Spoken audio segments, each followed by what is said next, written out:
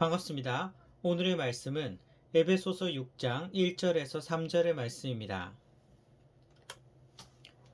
자녀들아, 주 안에서 너희 부모에게 순종하라. 이것이 옳으니라.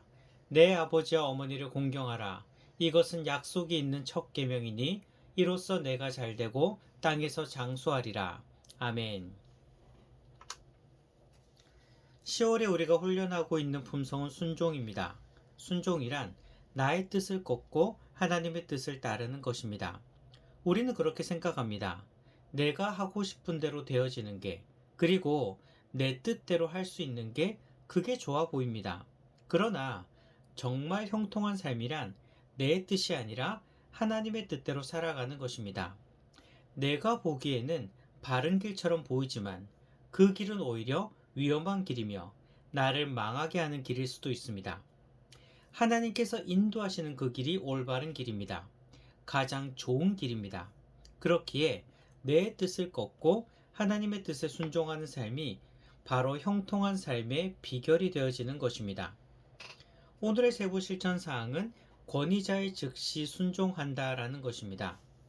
우리가 보통 권위자라고 하면 세상의 통치자라든지 아니면 명성을 가진 유명 인사라든지 이러한 사람들을 머릿속에 떠올리게 됩니다. 그런데 오늘 세부 실천 사항이 무엇이라고 했습니까? 권위자에게 즉시 순종하라 라는 것인데, 오늘 본문을 보면 부모와 자녀와의 관계라서 약간은 의아해 하시는 분들도 계십니다. 부모가 권위자인가? 라고 생각하면서 말이죠. 그래서 권위자에게 즉시 순종하라. 부모님의 말씀에 즉시 순종하라라는 메시지에 순종하기 위해서는 먼저 부모님이 권위자라는 것을 알아야 합니다. 사실 지금 이 시대에 부모님이 권위자라고 하면 뭔가 이 시대의 분위기에 반대되는 것 같습니다. 시간이 흐를수록 옛날과는 관계가 조금은 달라진 경우들을 보고는 합니다. 예를 들어 학교에서 선생님과 학생의 관계이죠. 사실 옛날에는 선생님께서 하시는 말씀이라면 무조건 들어야 된다라는 생각이 강했습니다. 지금은 사실 선생님의 말씀이라고 해서 무조건 공경하고 듣는 분위기가 많이 사라졌습니다. 실제로 고등학교에서 오랫동안 교사 생활을 하고 계신 선생님께 들었던 이야기입니다. 한 번은 이 선생님께서 어떤 학생에게 교무실 가서 프린트 좀 가져오라고 했답니다. 만약 우리 시절 같았으면 어떻게 했을까요? 네, 알겠습니다 라고 대답하고 바로 갔다 올 것입니다. 물론 어떤 학생들은요, 가면서 속으로는 으이그, 왜 하필 나를 시키지? 라고 속으로는 투덜댈 수는 있습니다. 하지만 선생님 앞에서는 공손하게 네, 알겠습니다 하고 갔다 오는 게 당연한 일이었습니다.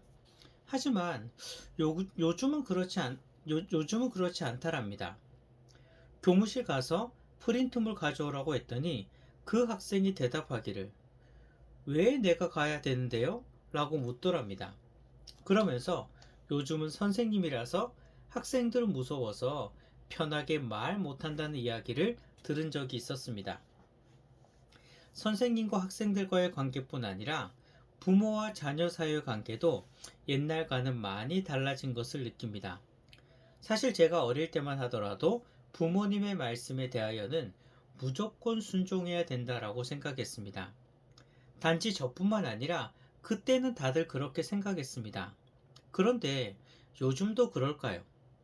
어린 아이들을 키우는 부모에게 물어보면 아마 대부분 요즘은 안 그래요 라고 이야기할 겁니다.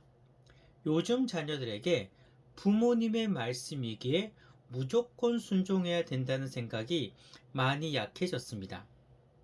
부모님께서 말씀하셨다 하더라도 자기가 생각하기에 아니라고 생각이 되어지면 그건 아닌데요? 라고 이야기하는 그런 시대가 된 것입니다. 물론 이러한 달라진 분위기가 자녀들이 불편한 마음을 속으로만 꼭 참고 있는 것이 아니라 밖으로 표현한다는 점에 있어서는 장점이라고 할 수도 있습니다. 하지만 부모님의 말씀에 무조건 순종해야 한다. 부모님의 권위를 존중해야 한다는 이러한 말들은 요즘 어린아이들에게는 뭔가 어울리지 않는 표현같이 여겨지는 것입니다. 하지만 우리는요, 부모의 권위를 인정해야 됩니다. 그래서 부모님의 말씀에 무조건적으로 순종해야 됩니다. 왜 그럴까요? 이것은요, 단지 옛날에 우리들이 그렇게 했기 때문에 지금도 당연히 그렇게 해야 한다는 것이 아닙니다. 더 강력한 이유가 있죠. 오늘 말씀 1절을 보시기 바랍니다. 자녀들을 향해서 부모에게 순종하라고 말씀하시는 것입니다.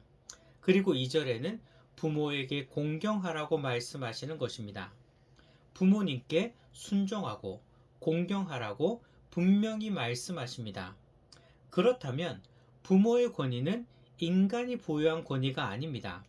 하나님께서 부여한 권위라는 것입니다. 부모와 자녀 간의 편한 관계로서 대화를 편하게 하는 것, 물론 좋습니다. 하지만 그렇다고 부모의 권위가 사라지지 않습니다. 부모는 부모로서의 권위가 있습니다. 이것은요, 하나님께서 주신 권위입니다. 그렇기에 부모님의 말씀에 순종해야 하는 것입니다. 더구나 부모님의 말씀에 대하여 즉각적으로 순종해야 합니다. 사실 부모님의 말씀에 순종한다고 하면서도 아무래도 부모님은 내 가족이고 그리고 언제나 내 편이라는 생각이 있어서 부모님의 말씀이 뒤로 밀릴 때가 있습니다. 내일 다 끝내고 나서 여유가 좀 생겼을 때 그때 부모님의 말씀을 돌아보는 것입니다. 아무리 부모님이 내 편이고 내 가족이지만 그렇다고 부모님의 말씀은 나중에 해도 괜찮은 게 아닙니다. 오히려 부모님이기 때문에 부모님으로서의 권위를 생각하면서 우리는요, 즉각적으로 순종해야 하는 것입니다. 사실 부모님께서 우리에게 말씀하실 때에는 두 가지를 생각할 수 있습니다. 첫 번째는요, 부모님께서 즉각적인 필요에 따라서 우리에게 이것 좀 해달라고 부탁하는 경우입니다. 부모님도 지금 이것이 필요하니까 말씀하시는 것이죠. 그런데 내일 다 끝내고 나서 여유가 있을 때 하면 어떻게 될까요? 그러면 항상 우리 부모님들은요, 뒤로 밀리게 되는 것입니다. 정말 필요할 때 그것을 못하는 것입니다. 그렇기 때문에 즉각적으로 부모님의 말씀에 순종해야 되는 우리들입니다. 둘째는요, 자녀들을 올바르게 인도하기 위해서, 올바로 양육하기 위해서 하시는 말씀이 있습니다. 이 말씀을요, 새겨 들어야 합니다. 때로는요, 이제 부모님이 연세가 있어서 판단력이 흐려졌다고 내 말이 더 맞다고 무시할 수도 있습니다. 하지만 부모님의 격려는 무시하면 안 됩니다. 모두 다 너무나 사랑하는 자녀들을 위해서 아낌없이 하시는 말씀입니다. 그 말씀을 귀 기울여 듣는 것이 올바른 삶을 살아가는 방법인 것입니다. 내가 아무리 젊었다라고 해서, 그리고 우리 부모님께서 연세가 있다고 해서 내 생각과 내 방법이 다 맞는 것이 아닙니다.